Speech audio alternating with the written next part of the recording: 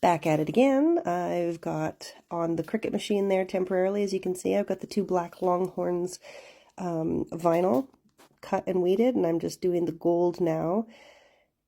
And this one's, I don't know, it was flaking off a lot, so I just took it off and I'm warming it up on my thigh here for a second. And it seemed to work. It seemed to leave less of those gold flakes around. Afterwards, I saw that there were a lot, so I just had to scrape them all off there with my scraper. And a quick press, you pinch the seams of the armpits together and fold it at the area that you want, and then give it a quick press, and you've got a guideline on across the shirt. So that's where I put my gold backing. I'm just weeding it off, putting the Longhorns black on top. And I noticed that I didn't weed a little piece of the football. There we go. Dip, dip, dip. There's my...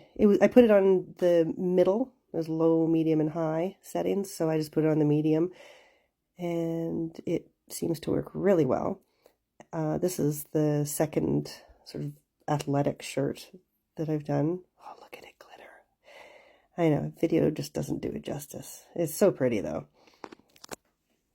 Anyways, enough of that. This is a quick press to show, again, the guidelines across and down. Right? Just helps. And then make sure the guideline's straight.